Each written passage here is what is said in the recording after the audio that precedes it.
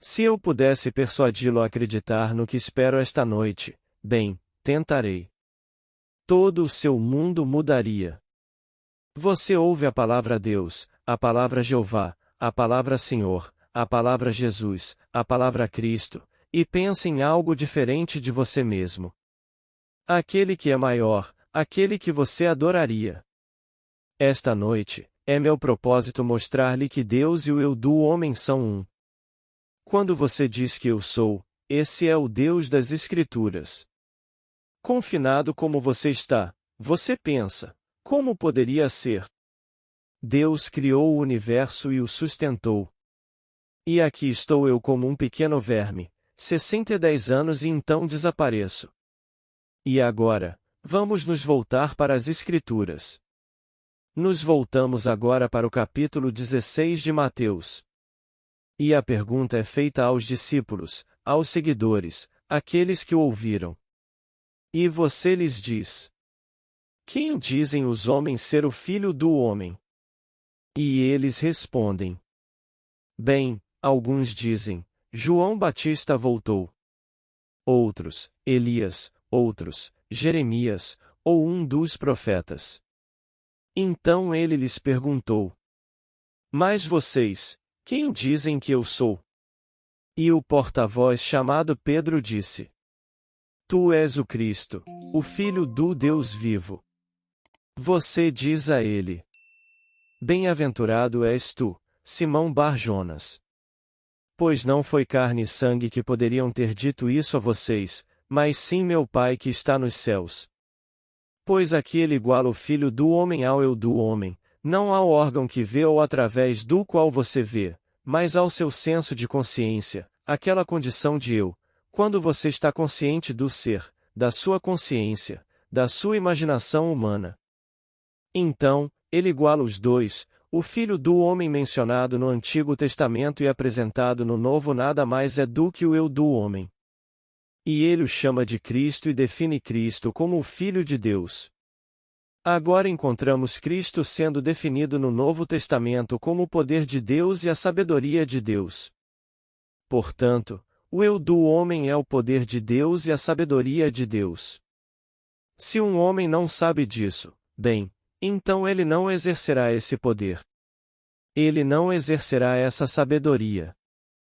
Então, esta noite, estou tentando persuadi-lo de que quando você diz eu, antes de dizer qualquer coisa, esse é o poder e a sabedoria de Deus. Você não pode separar o poder de Deus e a sabedoria de Deus. Então, você dirá no final, eu e meu Pai somos um ou ele é chamado de Filho de Deus. Agora, somos chamados a testar isso. Se for verdade, podemos testá-lo? Espero que você coloque isso à prova quando eu lhe disser que sua própria e maravilhosa condição de ser Deus. Embora antes disso, você acredite que é uma coisinha, movendo-se pela terra por alguns anos, 70 anos, e então você desaparecerá, na esperança de alguma restauração, mais uma esperança, nenhuma garantia. Bem, agora, vou lhe dizer que você realmente é Deus. Sua própria consciência maravilhosa, sua imaginação humana, esse é o Deus das Escrituras e não há outro Deus. Preso como você está nesses corpos de carne, você fez isso com um propósito. Agora, vamos ver o que isso nos diz sobre esse Filho do Homem que agora é equiparado ao eu do homem.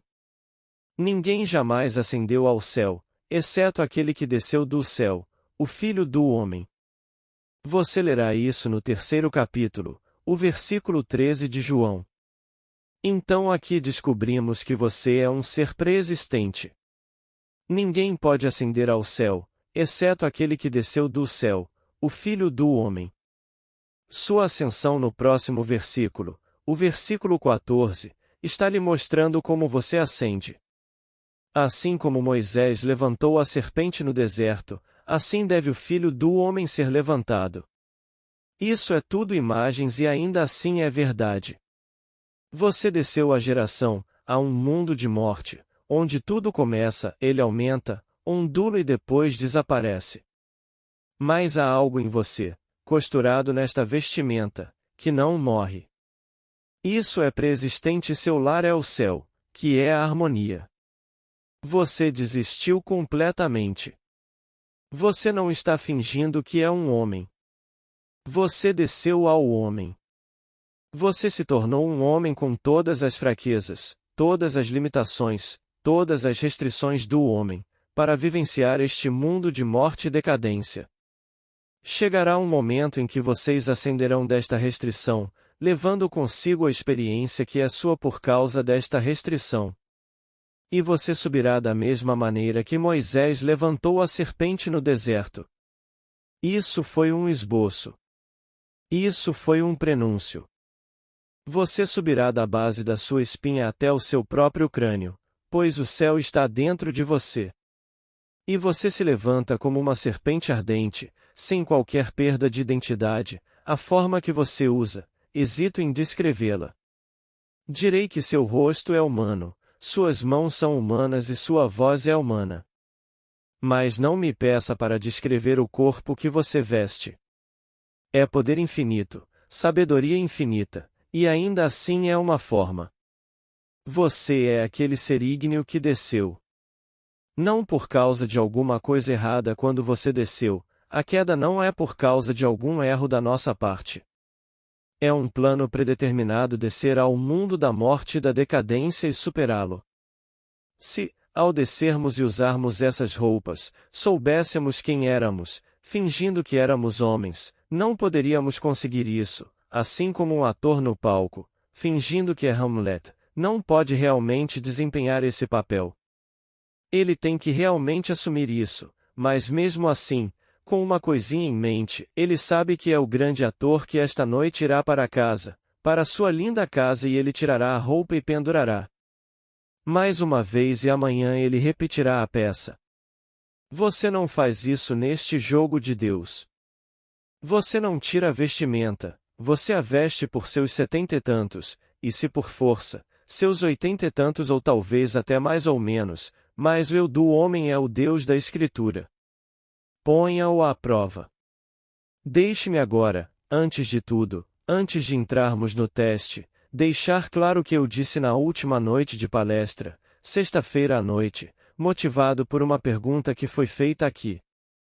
Pois eu havia dito na palestra anterior que há fileiras no céu como há na terra, pois esta é apenas uma cópia. Tudo aqui é uma sombra, é uma cópia de realidades eternas. E no capítulo 12 de 1 Coríntios, Paulo descreve as 8 fileiras. Ele faz isso muitas vezes, mas nunca muda as 2 primeiras. O primeiro é sempre o apóstolo. O segundo, o profeta. O terceiro, os professores, e então ele continua, milagreiros, curadores, ajudantes, administradores e os que falam em línguas, mas ele nunca muda o primeiro e o segundo, o apóstolo e o profeta. Você pode pensar que, porque eu lhe disse que sou enviado e a palavra enviado significa um apóstolo, estou me apropriando de uma certa primeira posição. Mas agora, para colocar seu coração em paz, vou citar o capítulo 11 de Romanos. Como um todo, pois sempre há remanescentes de inteiros, e o remanescente significa simplesmente os eleitos de Deus. Você não é eleito porque nasceu por acaso em alguma etnia, não tem nada a ver com isso. Um descendente de Abraão segundo a carne não é necessariamente o eleito de Deus.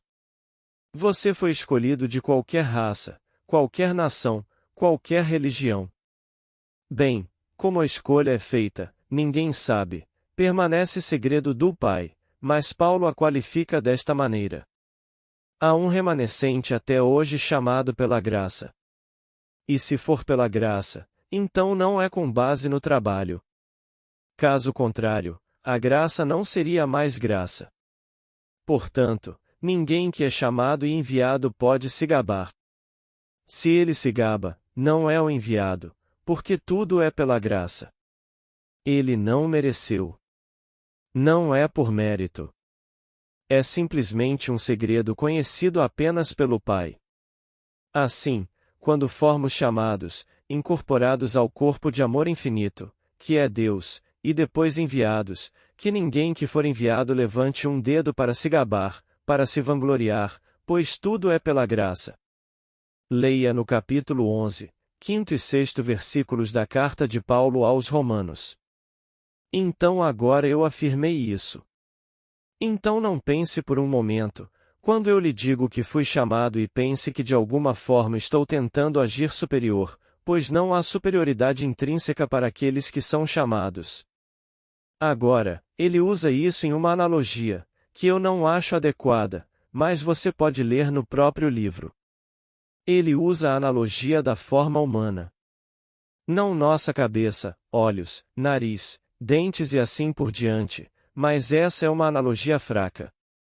No entanto, ele usa isso para mostrar as diferentes partes em um corpo. Mas agora, para voltar a fazer desta uma noite muito prática.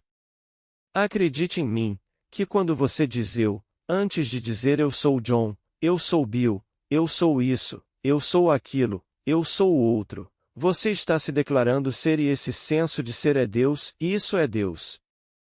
Agora, o que você vai colocar nisso? Todas as coisas são possíveis para Deus, todas as coisas. Você poderia dizer agora, enquanto está sentado aqui, depois de primeiro afirmar que eu sou.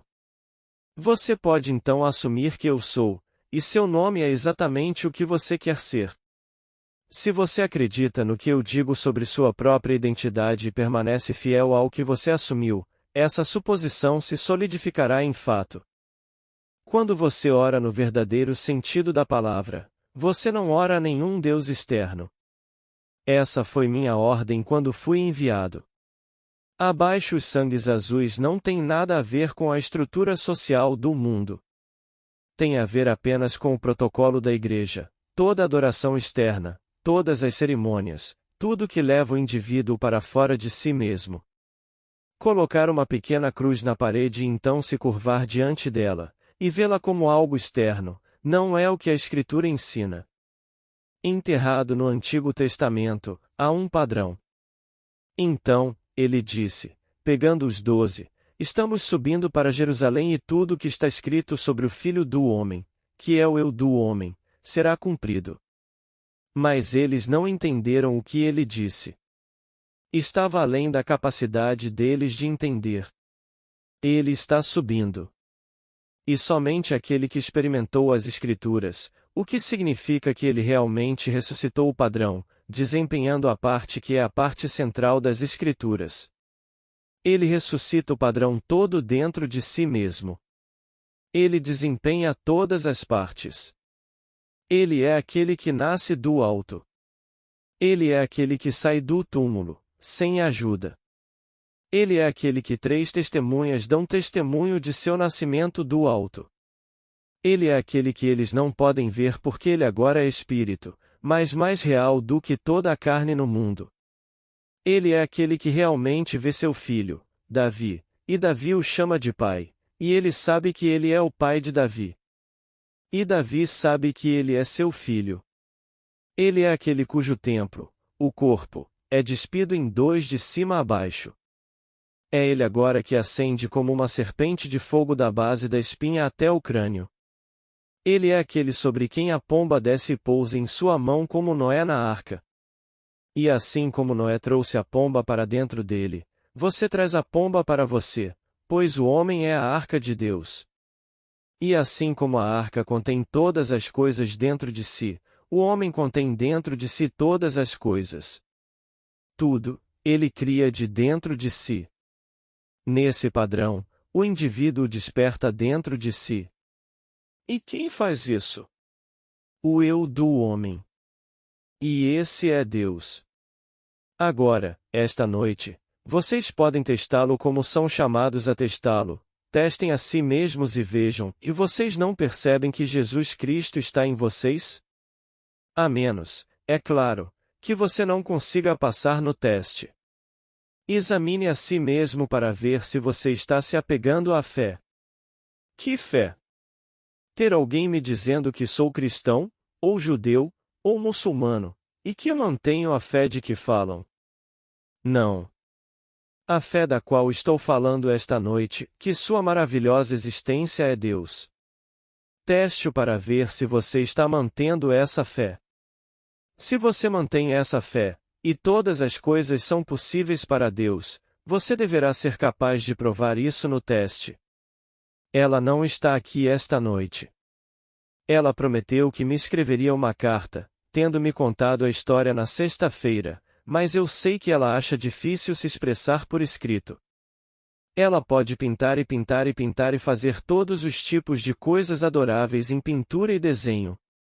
Mas quando eu disse a ela, por favor, escreva para que eu possa contar ao meu público antes de encerrar, que não tenho planos futuros depois de encerrar no dia 29. Então, eu gostaria de compartilhar sua experiência, para encorajar todos neste mundo a fazer o que você fez. Bem, a carta não chegou. Eu posso vê-la lutando em uma página e apagando uma linha porque ela não soletrou a palavra corretamente passando para a próxima. Mas ela pode pegar um pedaço de tela, um pedaço de papel, e fazer milagres com ele. Mas como ela está restrita em escrever uma carta, ela não enviou a carta. Mas a essência é esta. Ela agora é uma menina divorciada e tem um menino, um garotinho lindo. Bem, quando você mora sozinho e precisa de dinheiro e tem um filho para sustentar e tem uma casa, todas as coisas, e o dinheiro não está entrando, então você está contra isso. Ela disse. Eu estraguei tudo, como é dito nos Salmos para fazer. Então apliquei esse princípio e presumi que tinha exatamente o que precisava, mais e mais. Então recebi uma ligação do First National Citibank da cidade de Nova York. Agora esse é o segundo maior banco do nosso país. O Bank of America vem em primeiro lugar, eles estão em segundo e o Chase Manhattan em terceiro. Dando-me uma ordem, ela não tem agente, esta é uma declaração não solicitada, uma ordem de $5.000, que ela pode executar e entregar dentro de um mês. Bem, o First National Citibank de Nova York não terá dificuldade em pagar-lhe imediatamente $5.000. Se ela ligasse para eles e dissesse para pagarem adiantado, eles pagariam adiantado de boa vontade. E ela disse, posso executar esse pedido em um mês, mas quero o detalhe que esperava que ela me enviasse como prometeu na sexta-feira passada, mas sabendo da restrição dela quanto ao uso de palavras. Você pode usar o pincel e usar a caneta e usa o lápis, mas ela é limitada no uso das palavras. Eventualmente, ela irá enviá-lo, mas eu esperava recebê-lo esta noite, para poder lhe contar exatamente o que ela fez, mas é isso que eu faço. Tendo me convencido através da experiência, cheguei à conclusão de que, porque estou consciente de que sou, isso é Deus. Pois se por ele todas as coisas são feitas e sem ele nada do que é feito, e eu começo do zero apenas imaginando um estado e então ousadamente assumo que é real, que eu realmente experimentei esse estado agora. E então, num futuro não distante, esse estado se cristaliza em meu mundo. Bem, então encontrei Deus. Eu tenho a fonte dos fenômenos da vida. Minha única preocupação então é compartilhar isso com os outros e contar-lhes, pois eles são todos um, nós somos um. Ninguém é maior que o outro. Não fundamentalmente. Em suas afirmações sobre o que ele é no mundo de César, ele tem mais dinheiro ou tem fulano de tal, e fulano de tal, mas basicamente, o mesmo poder criativo no homem esta noite atrás das grades servindo a vida é o mesmo poder criativo de aquele que o sentenciou à prisão perpétua, é o mesmo ser, só existe um Deus. Ouve, ó Israel, o Senhor, nosso Deus, o Senhor é um. E a palavra traduzida como Senhor é Yod-Hei Vav-Hei, traduzida corretamente é Eu Sou. Quando você vai até o povo de Israel e eles lhe perguntam, qual é o nome dele? E você afirma que o Deus de Abraão, o Deus de Jacó e o Deus de Isaque o enviaram. Você diz a eles: eu fui quem me enviou. Esse é meu nome para sempre. E por este nome serei conhecido por todas as gerações. Mas o homem acha difícil manter o tempo tenso. E assim, ele fala de você ou ele é, e ele nunca chega ao fundamental e sabe que eu sou. Eu sou a causa dos fenômenos da minha vida, bons, maus ou indiferentes. Tenho que conviver com isso e mudar minhas suposições se quiser mudar o mundo em que vivo. Mas agora posso ajudar um outro aparente? Eu digo que você mesmo foi expulso. Posso ajudar outro? Sim, porque só existe um. Se o seu pedido se enquadrar na regra de ouro, algo que eu gostaria que fosse feito comigo, então poderei ajudá-lo de boa vontade. Se você me perguntar algo que não se enquadra na regra de ouro, não me pergunte. Concedo-lhe total liberdade para ir a outro lugar e procurar qualquer pessoa que lhe diga que pode fazer isso, apesar do que ele disse. Vá em frente. Mas se alguém me fizer algum pedido, tudo o que faço é isto, é tão simples. Somos informados nas Escrituras que tudo o que lhe pedirmos, sabendo que ele ouve, isso será feito por nós. Se soubermos que ele ouve. Pois você pode se imaginar sentado aqui na superfície do seu ser, um ser racional, sabendo algo que a profundidade do seu próprio ser que o envolve não sabe? Então, você sabe e pensa, bem, ele não sabe. Bem, leia isso na história de Ezequiel. Você lerá no capítulo 38. E estes são os anciãos de Israel que entraram no quarto escuro e estão esculpindo nas paredes todas as coisas horríveis. E eles disseram dentro de si: O Senhor não vê isso. E o Senhor está falando ao seu profeta Ezequiel. E ele disse que os anciãos de Israel dizem que eu não os vejo, e observe o que eles estão fazendo todas essas coisas abomináveis dentro das grandes cavernas. Todos eles vão colher porque eu vejo tudo o que os anciãos de Israel veem, mas eles pensam que porque está escuro e é uma caverna ninguém sabe o que você faz, que Deus não sabe. Eu já disse repetidas vezes que não há ficção neste mundo. Você deve ter ouvido a história e lido a história sobre o sequestro do Queen Elizabeth. Você deve ter lido o artigo na Time que uma garota do Hunter College escreveu essa história em detalhes. E ela era tão tímida quando chegava a hora de ser lida que não conseguia ler. Ela é uma senhora tímida e doce com o dom da escrita.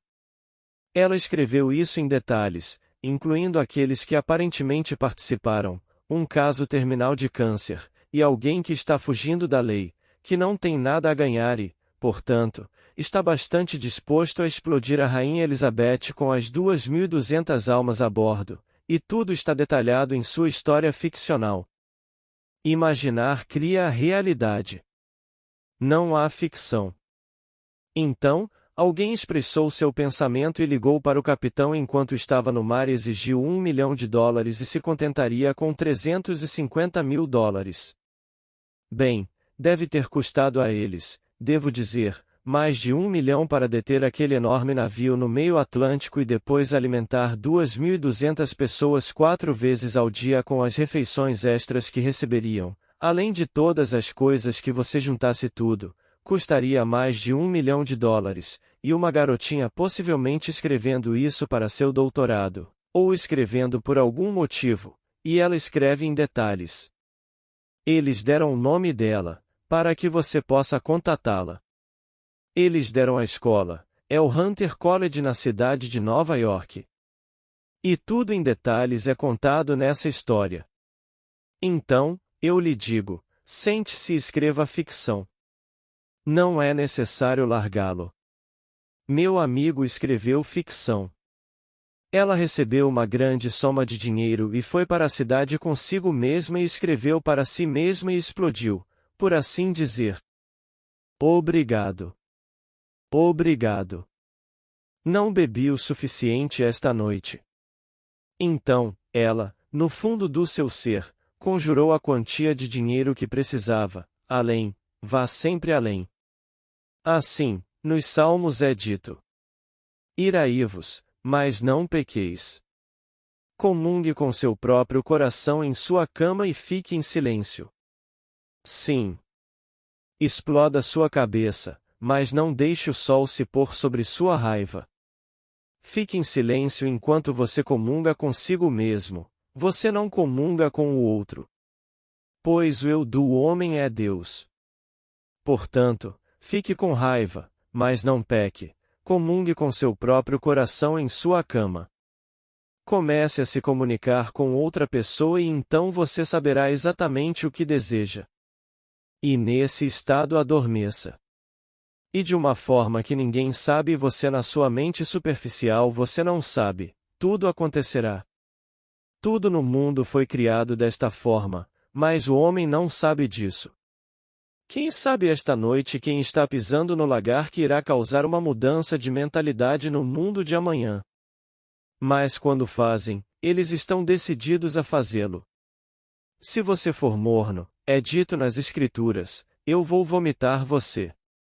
Oxalá você seja quente ou frio, mas por ser morno, vou vomitá-lo. Você não pode fazer nada se estiver morno. Você deve ser intenso nisso. Você quer ser rico, tudo bem, você pode ser rico. Você quer ser conhecido. Você pode ser conhecido. Não importa o que você queira, mas você deve ser intenso sobre isso e então comungar com seu próprio coração em sua cama e então deixá-lo cair. Você lerá isso no Salmo 4, o Salmo de Davi. Então, eu digo a todos aqui, e acreditem em mim, sua maravilhosa existência, sua consciência, sua maravilhosa imaginação humana. Isso é Deus. E tudo o que você vê, embora pareça externamente, está dentro, em sua imaginação, do qual este mundo de mortalidade é apenas uma sombra. Então, você pode mudar a sombra se mudar o objeto, pois você é a luz. Ele disse: Eu sou a luz do mundo. Mude o objeto que você mantém dentro de você e se identifique com ele. Mude esse objeto. Você está iluminando e lançará uma nova sombra sobre o mundo.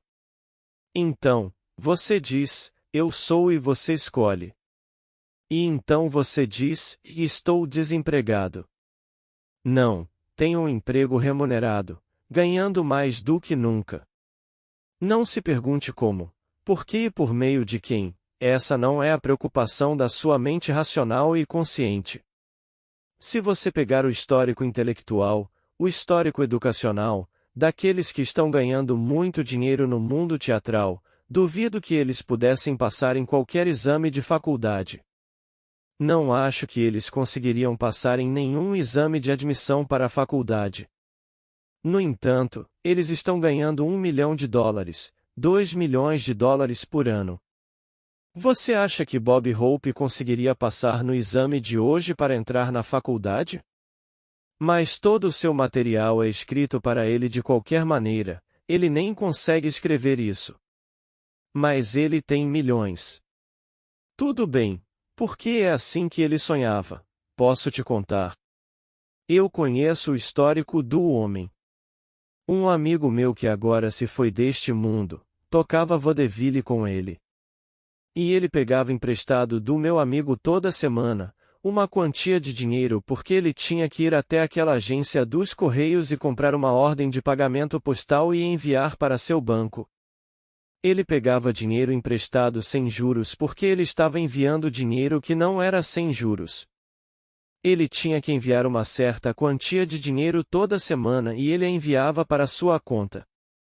E peguei emprestado do meu amigo, Harry Webb, que tinha uma banda e eles tocavam juntos, não no mesmo ato. Harry tinha seu próprio ato. Ele tem uma pequena banda. E Harry era a personalidade extrovertida que não se importava com dinheiro. E então, ele queria dinheiro, Hope queria dinheiro, ele emprestava o dinheiro a ele. Ele sempre pagava de volta na semana seguinte e pegava emprestado novamente porque ele tinha que ter muito naquele banco toda semana. E quando eles iam a um restaurante sobrava comida como pão e manteiga, quem levava tudo para casa? Bob Hope.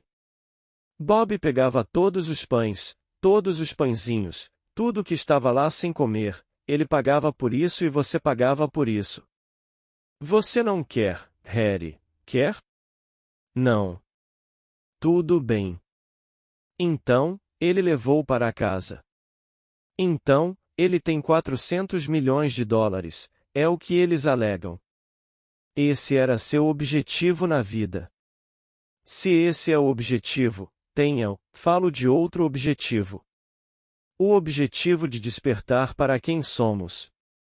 Quando o homem desperta deste sonho, todo o vasto mundo e tudo que ele contém não é nada para o ser que você é. Você desceu do céu onde o todo é seu. Como é dito no Salmo 50. Se eu tivesse fome, não te contaria, pois o mundo é meu e tudo o que nele há. O gado em 1000 colinas é meu. Então, por que eu deveria contar a alguém sobre minha necessidade quando, de qualquer maneira, ela é toda minha? Eu mataria e comeria. Quando você está acordado, você não pergunta a ninguém. Se você acordar desse sonho de vida. Mas enquanto você estiver nisso, tudo bem, somos um. Essa minha mãozinha, se começar a coçar aqui agora, é mais fácil eu pegar essa mão que não está presa nisso e coçar do que tentar entortar essa coisa, coçar as costas. Eu poderia esfregar aqui, mas por que não? Isso é mais fácil. E tirar uma parte do meu ser para aliviar a coceira. Somos todos um empurrado para fora.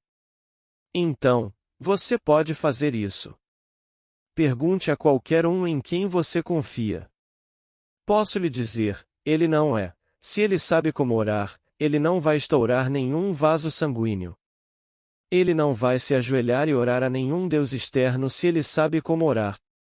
Ele não vai implorar a ninguém neste mundo. O que ele fará? Ele simplesmente representará você para si mesmo como alguém dizendo a ele que você tem o que você pediu a ele.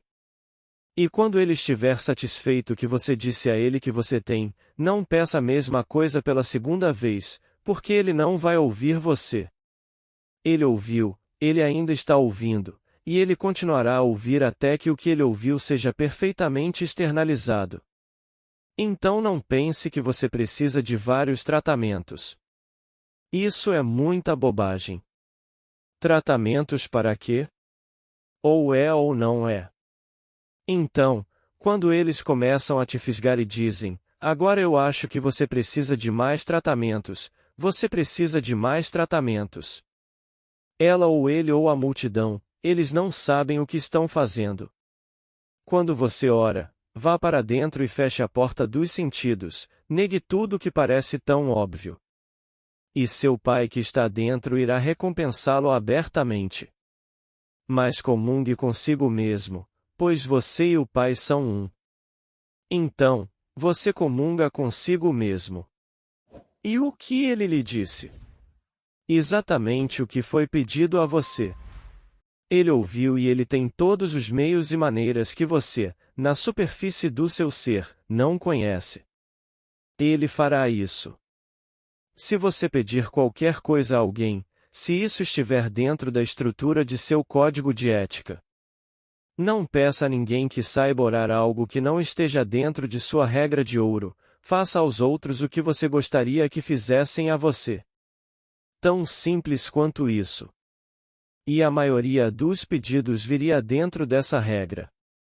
E então, você simplesmente ouve. E então você o abandona completamente. E na profundidade do seu próprio ser, você ainda está ouvindo. E o Pai conhece todos os meios, todas as maneiras, e então ele destaca a melhor maneira de externalizá-lo.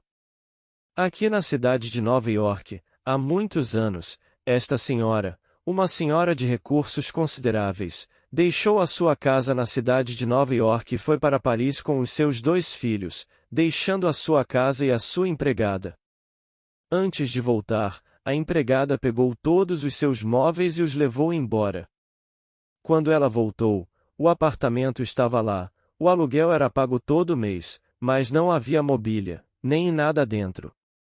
Ela contratou uma agência privada, contou ao departamento de polícia, contou a todas as autoridades da cidade de Nova York e mais a sua agência privada.